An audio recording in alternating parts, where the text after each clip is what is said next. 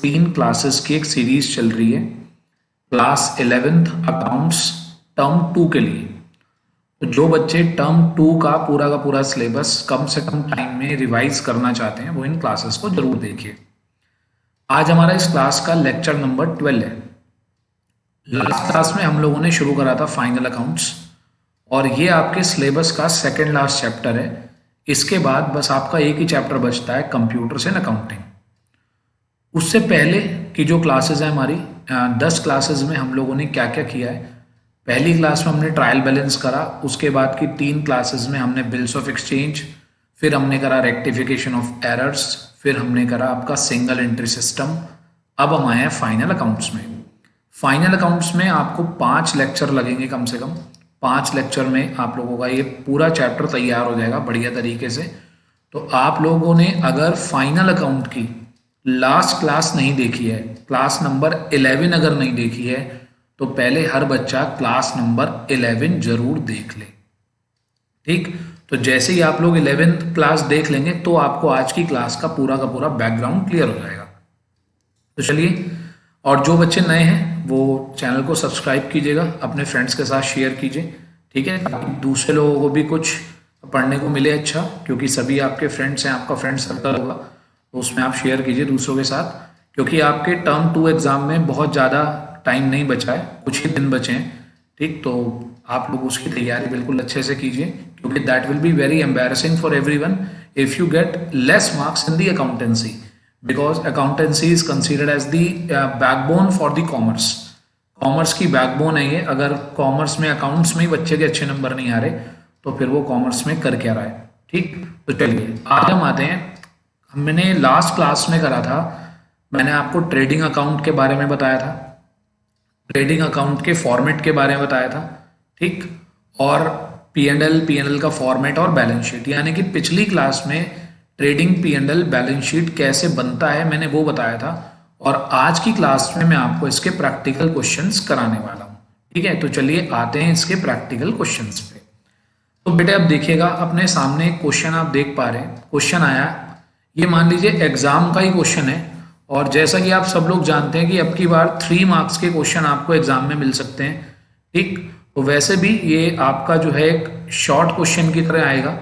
तो अगर 3 मार्क्स का क्वेश्चन अगर एग्जाम में आता है तो खाली ट्रेडिंग अकाउंट बनाने के लिए भी क्वेश्चन आ सकता है आपका। ठीक, तो आप देख सकते हैं ये क्वेश्चन गिवन है। क्वेश्चन में आपको बहुत सारी आइटम्स दिखाई दे रही हैं, opening stock, purchase, sale, wages और क्लोजिंग स्टॉक हमें नीचे गिवन है।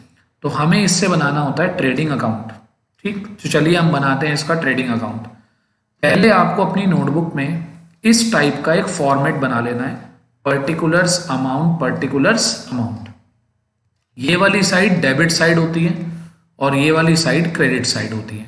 ठीक, अब डेबिट साइड में जो मैंने पहले से ही लिख के रखा हुआ है, बेटे इतनी आइटम्स तो आप पहले से ही लिख के रख लो। उसके बाद मैंने आपको बोला था कि बेटे ट्रेडिंग अकाउंट में डेबिट साइड में आते हैं फैक्ट्री के एक्सपेंसेस। क्या आते हैं? गुड्स को बनाने से, देखो ध्यान से सुनना, इसको हम फैक्ट्री एक्सपेंसेस भी कह देते हैं, एक्सपेंसेस रिलेटेड टू परचेज भी कह देते हैं। ठीक, और एक्सपेंसेस रिलेटेड टू मैन्युफैक्चरिंग भी कह देते हैं।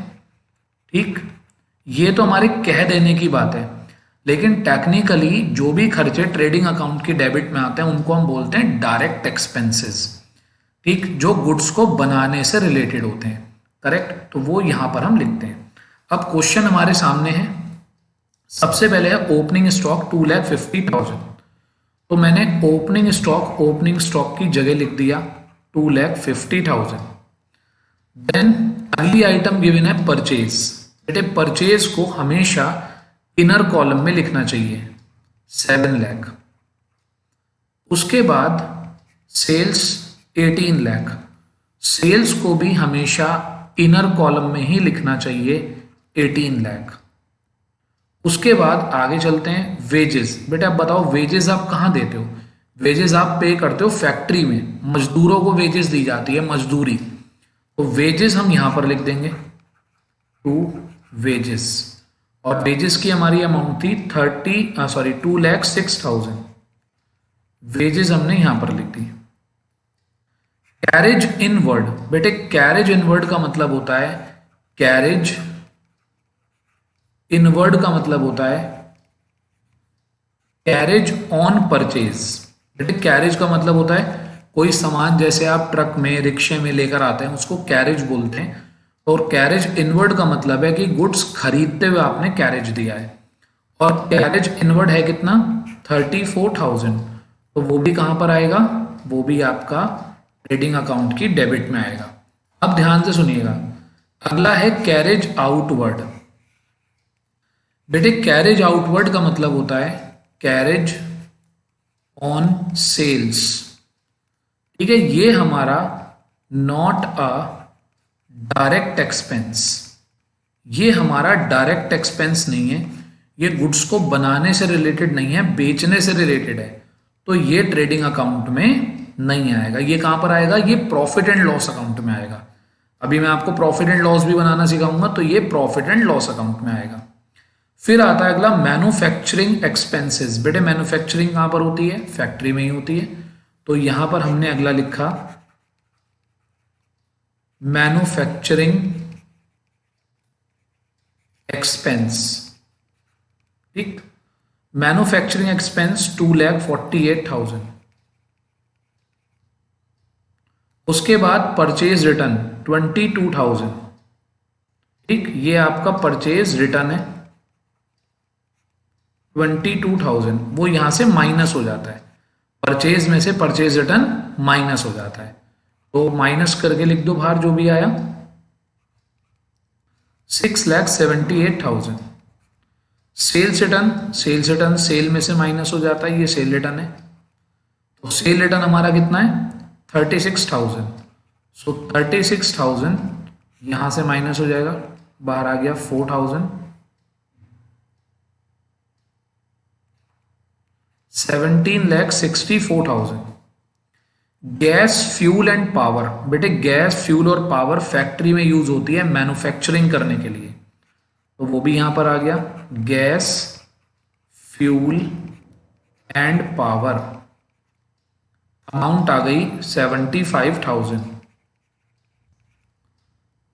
उसके बाद डॉक चार्जेस। बेटे डॉक क्या होता है, जब हम गुड्स को इंपोर्ट करते हैं और शिप से आता है, तो जहां पर शिप आकर रुकती है उसको डॉक बोलते हैं, जैसे जहां पर ट्रेन आगे रुकती है उसको प्लेटफॉर्म बोलते हैं, ठीक, ऐसे इसको डॉक बोलते हैं। तो डॉक चार्जेस 8,000, तो हमने गुड इंपोर्ट करा होगा, तो हम यहां पर लिखते हैं इसको डॉक चार्जेस। डॉक चार्जेस कितने थे हमारे 8,000। बस बेटे ये ध्यान रखो कि आप लोगों को ट्रेडिंग अकाउंट का फॉर्मेट थोड़ा सा याद हो। मैंने पिछली क्लास में ट्रेडिंग अकाउंट का पूरा फॉर्मेट दिया था, वो पूरा का पूरा फॉर्मेट पिछली क्लास को अच्छे से देखो, उसका स्क्रीनशॉट ले लो, उसको लर्न कर लो, अपनी बुक में से भी आप पढ़ सकते हो, बुक से इतना डरने की जरूरत नहीं होती।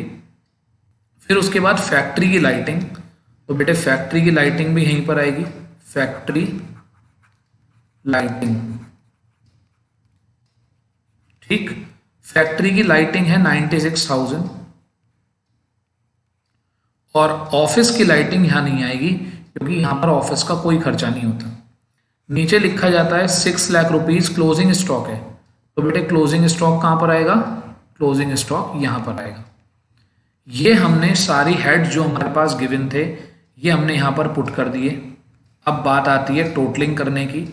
बेटे अगर कोई बच्चा आईसीएसई बोर्ड में है तो आईसीएसई बोर्ड के बच्चों को तो कैलकुलेटर अलाउड होता है, लेकिन सीबीएसई के बच्चों को अनफॉर्चुनेटली कैलकुलेटर अलाउड नहीं होता, तो आपको थोड़ी सी ना अपनी मैनुअल जो कैलकुलेशन है उसको भी ठीक करना चाहिए। हमेशा जब भी आप कैलकुलेशन करें तो कैलकुलेशन करते हुए बचपन में हमने सीखा था वंस टेंस, इन सबको नीचे नीचे लिखे, वंस के नीचे वंस, टेंस के नीचे टेंस, ठीक। चलिए अब इसका हम टोटल कर लेते हैं। इसका ये आया 64,000 और 3, इधर का टोटल आ गया क्रेडिट साइड का 23,64,000। बेटे किसी भी डेबिट क्रेडिट वाली चीज को क्लोज करने का तरीका यही होता है कि पहले ज्यादा वाला टोटल दोनों तरफ लिख लीजिए, ठीक। मैं यहां देखो थोड़ा सा आपको रफ करके दिखा रहा हूं, रफ वर्क। आपने पहले क्रेडिट का टोटल करा, क्रेडिट का टोटल आ रहा है 23,64,000, कभी भी अलग से लिखने की जरूरत नहीं है, जो टोटल करना है यहीं पर करो। फिर हमने डेबिट का टोटल करा, डेबिट का टोटल भी कर लेते हैं जी। डेबिट का टोटल आ रहा है 2,50,000 प्लस 6,78,000। मैं तो कैलकुलेटर से कर रहा हूँ, आप लोग मत करिएगा क्योंकि मुझे नहीं जाना एग्जाम देने, आपको जाना है। 34 प्लस 248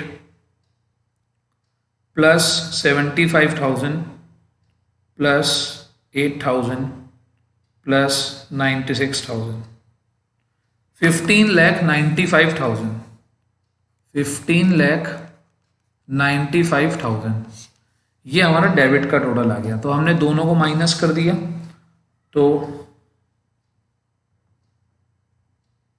ये आ गया हमारा 7,69,000, 7,69,000 ये हमारा आंसर आया। अब बेटे सुनिएगा बात, अगर क्रेडिट साइड का टोटल ज़्यादा है डेबिट का कम है, तो दोनों को बराबर करने के लिए लिखा तो डेबिट में ही जाएगा ना, उसको हम बोलते हैं ग्रॉस प्रॉफिट सीडी। क्या बोलते हैं? Gross profit CD. 7,69,000 ये हमारा आंसर आया है बैलेंसिंग फिगर में। ठीक, और जब हम बनाएंगे आगे प्रॉफिट एंड लॉस अकाउंट, तो बेटे ये जो ट्रेडिंग अकाउंट है इसी के नीचे से शुरू होता है प्रॉफिट एंड लॉस अकाउंट। तो ये वाला जो ग्रॉस प्रॉफिट सीडी है उसे मैं इस तरफ अपोजिट साइड में पहुंचाकर लिख दूंगा ग्रॉस प्रॉफिट बीडी। 7,69,000। ठीक, आई होप आपको ये फर्स्ट क्वेश्चन क्लियर हुआ होगा। बस बात की ध्यान रखनी है कि ट्रेडिंग अकाउंट की डेबिट में कौन कौन से एक्सपेंसेस आते हैं। आप एक दो बार उसको रीड करोगे तो आपको अच्छे से समझ में आ जाएगा। क्लियर? बस आपको रीड करना है बेटे। पिछली क्लास को देखो, पिछली क्लास में मैंने बताया है कि ट्रेडिंग की डेबिट में क्या क्या आता है, P&L की डेबिट में क्या क्या आता है। फिर भी आपको दोबारा बता दिया कि ट्रेडिंग की डेबिट में आते हैं फैक्ट्री के खर्चे, गुड्स को बनाने से रिलेटेड खर्चे। ठीक, चलिए नेक्स्ट क्वेश्चन पे आते हैं। Next question very important question है, वेरी इंपॉर्टेंट क्वेश्चन है। हर बच्चा इसको करे क्योंकि बहुत से स्कूल्स में ये क्वेश्चन पहले भी आ चुका है, रिपीट हो सकता है। क्वेश्चन दिया है closing stock, wages, salary, sale, adjusted purchase. यहां पर एक वर्ड आया है एडजस्टेड परचेज, ये मैं आपको सिखाना चाहूंगा, ध्यान से सुनिएगा सब लोग। एक वर्ड है एडजस्टेड परचेज, इसका मतलब क्या होता है? एडजस्टेड परचेज का मतलब होता है opening stock plus purchase minus purchase return minus closing stock.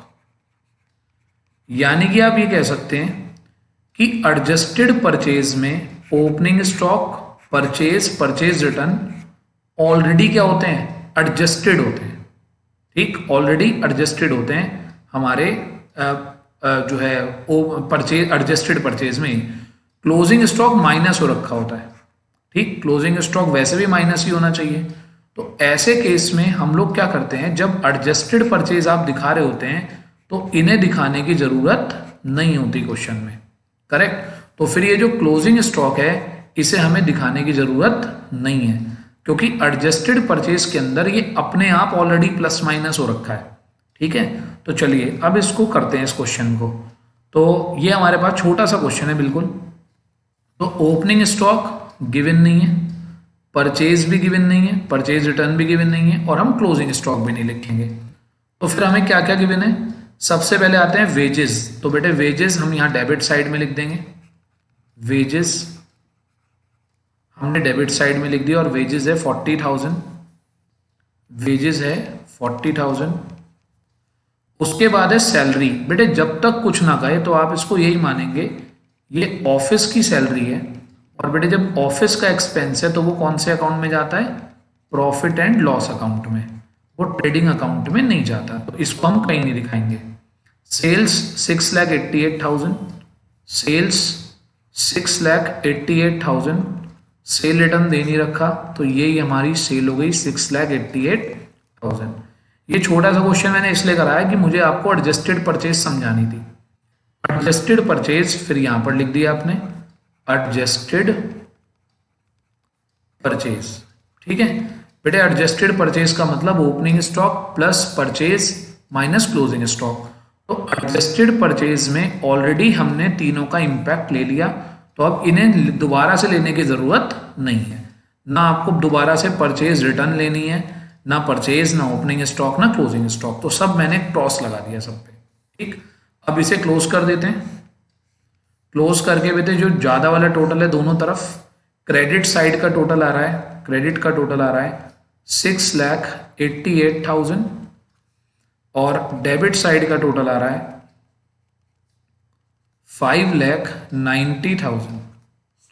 दोनों को माइनस कर लीजिए,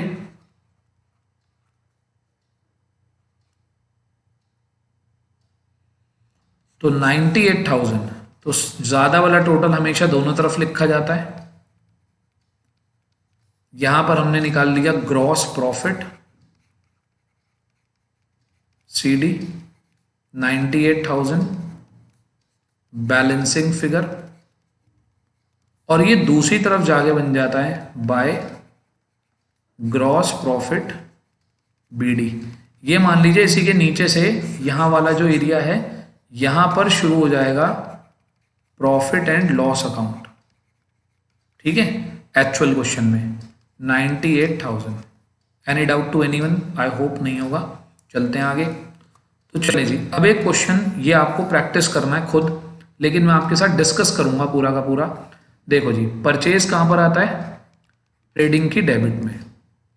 सेल्स रिटर्न सेल्स में से माइनस, हमें इसका ट्रेडिंग अकाउंट बनाना है। ठीक, सेल्स में से minus. Plant and machinery trading account में नहीं आता। ओपनिंग स्टॉक ट्रेडिंग अकाउंट की डेबिट में। डिस्काउंट अलाउड गुड्स को बेचने से रिलेटेड होता है, ट्रेडिंग अकाउंट में नहीं आता। बैंक चार्जेस ऑफिस से रिलेटेड होता है। डेटर एसेट होती है, नहीं आएगी। सैलरी ऑफिस से रिलेटेड होती है, नहीं आएगी। वेजेस ट्रेडिंग अकाउंट के डेबिट में। फ्रेट इन का मतलब है इनवर्ड, तो ये कहाँ आएगी? ट्रेडिंग की डेबिट में। आउट का मतलब है आउटवर्ड, ये कहाँ आएगी? पी एंड एल की डेबिट में, हमारे ट्रेडिंग में नहीं आएगी। रेंट ट्रेड टैक्सेस ऑफिस का खर्चा है, ये भी ऑफिस का खर्चा है, ये एसेट है, ये भी नहीं आएगा। कैपिटल लाइबिलिटी साइड में आता है, ट्रेडिंग अकाउंट में नहीं आता। सेल ट्रेडिंग की क्रेडिट में। परचेज रिटर्न परचेज में से माइनस। डिस्काउंट रिसीव हमारी नहीं है ये बेटे। कोई भी इनकम जो रिसीव होती है वो प्रॉफिट एंड लॉस अकाउंट की क्रेडिट में जाती है। जैसे कि मानो आप जब यहां बनाओगे पी एंड एल, तो कोई भी जो इनकम आपको रिसीव हुई है सेल के अलावा, वो सब यहां लिखोगे, तो सेल तो यहां आएगी और सेल के अलावा कोई भी इनकम है वो यहां आएगी। क्लियर? क्रेडिटर लाइबिलिटी होती है, यहां नहीं आएंगे। बिल्स पेबल लाइबिलिटी होती है, यहां नहीं आएंगे। क्लोजिंग स्टॉक ट्रेडिंग अकाउंट की क्रेडिट साइड में। तो मैंने लिख दिया कौन कौन सी चीज कहां कहां पर आएगी। ठीक, तो आप केवल ट्रेडिंग अकाउंट वाली चीजें पिक कर लो और ट्रेडिंग अकाउंट वाली चीजें पिक करके इसका ट्रेडिंग अकाउंट अपने आप बनाकर देखेंगे। तो ऐसे बनता है ट्रेडिंग अकाउंट। आई होप यहां तक की बात आपको क्लियर होगी। चलिए अब आते हैं, कुछ क्वेश्चन करते हैं प्रॉफिट एंड लॉस अकाउंट के। ठीक, अब हम ट्रेडिंग नहीं बनाएंगे, अब हम बनाएंगे प्रॉफिट एंड लॉस अकाउंट। देखिए जी, सेम वही क्वेश्चन जो भी मैंने आपको पीछे दिया, ये वाला क्वेश्चन और ये वाला क्वेश्चन दोनों बिल्कुल सेम है, लेकिन हमें यहां पर बनाना है इसका profit and loss account. Clear? अब प्रॉफिट एंड लॉस अकाउंट के लिए ये क्वेश्चन आप खुद करेंगे, मतलब मैं बताता हूं आपको कैसे करना है। ये वाला क्वेश्चन आपने खुद करा और यहां से आपने कैलकुलेट करा ग्रॉस प्रॉफिट। सही है? इसका आंसर क्या आएगा? Gross profit. क्लियर? अब हम आगे चले। सेम क्वेश्चन का आपको प्रॉफिट एंड लॉस अकाउंट बनाना है, तो आप क्या करोगे? जो ग्रॉस प्रॉफिट ट्रेडिंग अकाउंट से निकल कर आया होगा वो यहां लिख दोगे, ग्रॉस प्रॉफिट बीडी।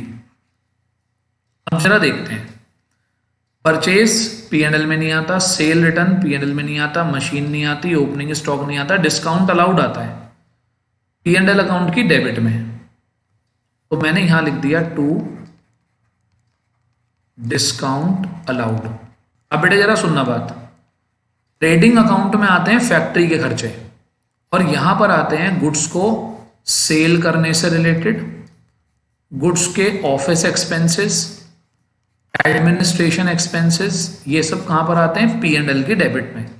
और मैंने इसके लिए आपको सिखाया भी था बेटे, जब तक रॉ मटेरियल से गुड्स बनता है, ये है रॉ मटेरियल, ये है फिनिश गुड्स, ये सारे एक्सपेंसेस तो आते हैं ट्रेडिंग की डेबिट में, और इसके बाद के सारे खर्चे आते हैं पीएनएल के डेबिट में। तो डिस्काउंट अलाउड कितना है हमारा 350। अगला देखिए बैंक चार्जेस, ये भी आएगा। तो बैंक चार्जेस आ गए हमारे यहां पर 2, बैंक चार्जेस 100 रुपीज। डेटर नहीं आएगा, सैलरी, सैलरी आएगा डेबिट में 2, salaries 7000।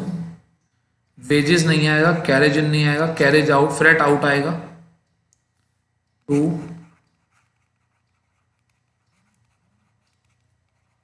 Freight out, freight out आएगा 1200। रेंट रेट्स एंड टैक्सेस आएगा। तो जो खर्चे वहां नहीं आए वो यहां आएंगे, rent rates and taxes 2000। Advertisement बेटे हमारे ऑफिस से रिलेटेड होता है, सेल से रिलेटेड होता है। एडवर्टीजमेंट 2000। कैश एट बैंक, ये तो एसेट होती है। कैपिटल लाइबिलिटी होती है, सेल ट्रेडिंग के क्रेडिट में। Purchase and minus discount received, बेटे ये हमारी इनकम हुई है तो हम यहाँ क्रेडिट में लिख देंगे डिस्काउंट रिसीव्ड 800 रुपीज। उसके बाद सन्ड्री क्रेडिटर नहीं आएगा, बिल्स पेबल नहीं आएगा। ठीक, अब आपका काम क्या था, इस वाले क्वेश्चन का ग्रॉस प्रॉफिट कैलकुलेट करते और ग्रॉस प्रॉफिट कैलकुलेट करके उस ग्रॉस प्रॉफिट को यहां पर रख देते हैं। ठीक, ये कहां से आया होगा, ट्रेडिंग अकाउंट बना के। सही है, चलिए मैं ही आपको निकलवाता हूं, कहीं आपको बाद में कंफ्यूजन हो तो मैं ही आपको ये कैलकुलेट करवाता हूं कि इसका आंसर क्या है। जब आपने इसका ग्रॉस प्रॉफिट कैलकुलेट करा होगा इस क्वेश्चन का, तो ग्रॉस प्रॉफिट आ रहा है इसका 50775। ठीक, अब हम क्या करेंगे, इसी ग्रॉस प्रॉफिट को उठाकर यहां रख देंगे। करेक्ट, अब हम इसे करेंगे क्लोज।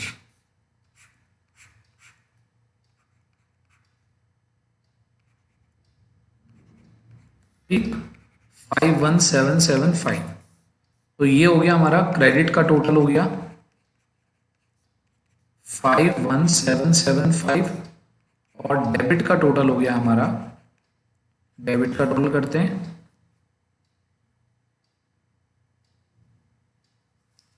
डेबिट का टोटल है आपका 350 plus 100 plus 7000 plus 1200 plus 2000 plus 2000। Debit का टोटल आ रहा है आपका 12650, 12,650। दोनों को माइनस कर दीजिए तो ये आ गया 39125, 39125। This will be called as net profit. ठीक है बेटा, और इसके ब्रैकेट में एक लैंग्वेज हम जरूर लिखते हैं, transfer to capital account. Sir क्या मतलब है इसका, बेटे ये जो हमारा आंसर आया बैलेंसिंग फिगर है हमारी। ठीक, ये हमारा आंसर है, यानी कि हमें अपनी फर्म से, हमें अपने बिजनेस से पूरे ईयर में इतने का प्रॉफिट हुआ है, और बेटे ये जो प्रॉफिट है किसे मिलेगा, बिजनेस के ऑनर को मिलेगा। तो हम ले जाकर इसको बिजनेस की कैपिटल में क्या कर देते हैं, ऑनर की कैपिटल में ऐड कर देते हैं। ठीक, तो अब आराम से आप देख लीजिए, पहले बनता है किसी भी क्वेश्चन का ट्रेडिंग अकाउंट इस तरीके से, फिर उसके बाद बनता है क्वेश्चन का प्रॉफिट एंड लॉस अकाउंट इस तरीके से। ठीक, और दोनों एक के नीचे एक बनते हैं। ठीक, चलिए अब हम आते हैं बैलेंस शीट पे। हमें बैलेंस शीट कैसे बनानी होती है। ठीक, अब बेटे बैलेंस शीट में, बैलेंस शीट की अगर हम बात करें तो बैलेंस शीट का फॉर्मेट होता है इस तरीके से, एक तरफ लायबिलिटी साइड, एक तरफ एसेट साइड, और ऊपर लिखा जाता है बैलेंस शीट एज ऑन, ऐसे लिखते हैं बैलेंस शीट एज ऑन, जो भी डेट होती है, जैसे इस क्वेश्चन में डेट है मार्च 31, 2017, सही है, ये डेट है, तो ये हम बैलेंस शीट के ऊपर लिख देते हैं। बैलेंस शीट बनाना कंपैरेटिवली बच्चों को बहुत इजी लगता है, क्योंकि एसेट्स और लाइबिलिटीज तो पढ़ते ही पता चल जाती हैं। तो चलिए इसकी बनाते हैं बैलेंस शीट बहुत जल्दी के साथ। आपको एक पूरा क्वेश्चन दिया होगा, उससे आपको trading, P and L, balance sheet आपको सब बनानी होगी। ये बात मैं आपको नेक्स्ट टू नेक्स्ट क्लास में पूरा बड़ा क्वेश्चन करके दिखाऊंगा। 3 क्वेश्चन आपको कराऊंगा मैं नेक्स्ट टू नेक्स्ट क्लास में। नेक्स्ट क्लास में मैं आपको एडजस्टमेंट समझाऊंगा, तो आपको बिल्कुल पेपर की तैयारी के हिसाब से ही करा रहा हूं मैं। यहाँ तो फिलहाल आपको ये पता होना चाहिए कि कौन सी चीज ट्रेडिंग के डेबिट में जाती है, कौन सी ट्रेडिंग के क्रेडिट में जाती है, कौन सी पीएनएल के डेबिट में, कौन सी पीएनएल के क्रेडिट में, कौन सी बैलेंस शीट की एसेट साइड में, कौन सी लाइबिलिटी साइड में। अब आते हैं, जरा जल्दी से देखते हैं। सबसे पहले लिखा है कैश एट बैंक। तो बेटे कैश एट बैंक तो क्या है हमारी, कैश एट बैंक हमारी एक एसेट है, तो हमने यहां लिख दिया कैश एट बैंक। ठीक, कैश एट बैंक है 4800, तो हमने लिख दिया 4800। ठीक, उसके बाद कैश इन हैंड 1200, तो ये भी हमारी एसेट है, कैश इन हैंड 1200। उसके बाद दो चीजें हो गई, furniture and fixture 7500, furniture and fixtures 7500। उसके बाद डेटर्स, डेटर्स भी हमारी एसेट है, debtors 80100। Closing stock, closing stock भी हमारी एसेट है, क्लोजिंग स्टॉक, क्लोजिंग स्टॉक दो जगह जाता है, ट्रेडिंग की क्रेडिट में और एसेट साइड में, 70,000। उसके बाद आता है motor car 40,000, motor car 40,000, closing stock था 70,000।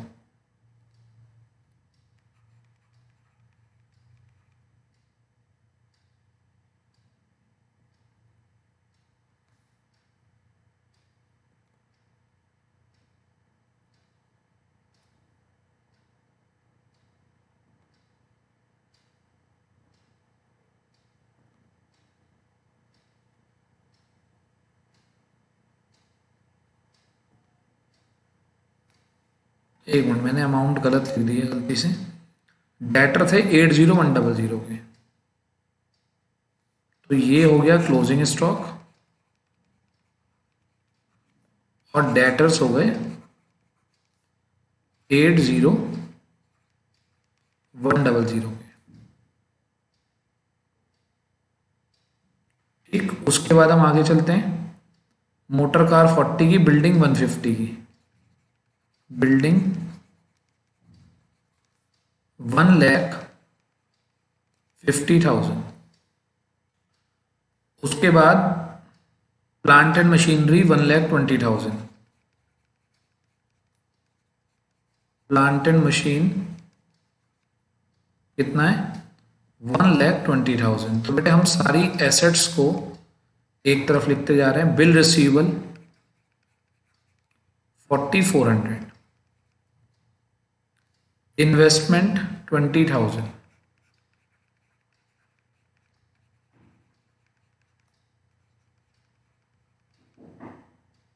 ड्राइंग 6,000। ड्राइंग आपको पता है हम लोग इधर लिखते हैं कैपिटल, कैपिटल में से माइनस कर देते हैं ड्राइंग्स को। ड्राइंग का मतलब होता है अपने पर्सनल एक्सपेंस के लिए जब आप कुछ विड्रॉ कर लेते हैं। तो ड्राइंग कितनी है हमारी 6,000, हमेशा इनर कॉलम में। उसके बाद बिल्स पेबल 3,200, तो बिल्स पेबल हमारी एक लाइबिलिटी है, बिल्स पेबल 3,200। क्रेडिटर 61,300, ये भी एक लाइबिलिटी है, 61300, loan 50,000, 50,000, capital 3,32,300, 3,32,300, this will be the capital. Correct. अब बेटे एक और बात, क्वेश्चन के ऊपर हेडिंग में देखिए कि इंपॉर्टेंट बात है, बिना इसके क्वेश्चन नहीं हो सकता। बेटे हमें नेट प्रॉफिट ऑलरेडी गिवन है, तो नेट प्रॉफिट किसका होता है बेटे, हमारे ऑनर का होता है।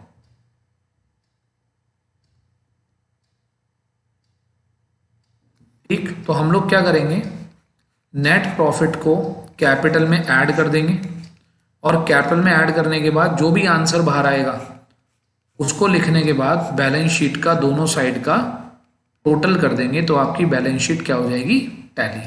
करेक्ट। तो सिंपल बात है, हमने बैलेंस शीट भी देख ली। आई होप यहां तक की बात आपको क्लियर होगी। ठीक, तो चलिए नेक्स्ट क्लास में हम इसकी कुछ और चीजें करेंगे, कुछ और एडजस्टमेंट करनी हम सीखेंगे। आज हमने सीखा कि अगर हमारे पास क्वेश्चन दिया गया हो हमें ट्रेडिंग अकाउंट, P&L अकाउंट और बैलेंस शीट का, तो हम उसे कैसे बनाते हैं। ठीक, आगे चलकर मैं आपको पूरा एक बड़ा क्वेश्चन कराऊंगा, 3 क्वेश्चन कराऊंगा ऐसे बड़े क्वेश्चन, और अगली क्लास में मैं आपको सिखाऊंगा एडजस्टमेंट। ठीक है, तो चलिए मिलेंगे नेक्स्ट क्लास में। ये हमारी 13 क्लास होगी और 13th क्लास में हम लोग करेंगे अपने एडजस्टमेंट एंट्रीज को, कुछ एडजस्टमेंट भी होती हैं उन्हें सीखेंगे हम। ठीक है, तो चलिए, thank you, have a nice day.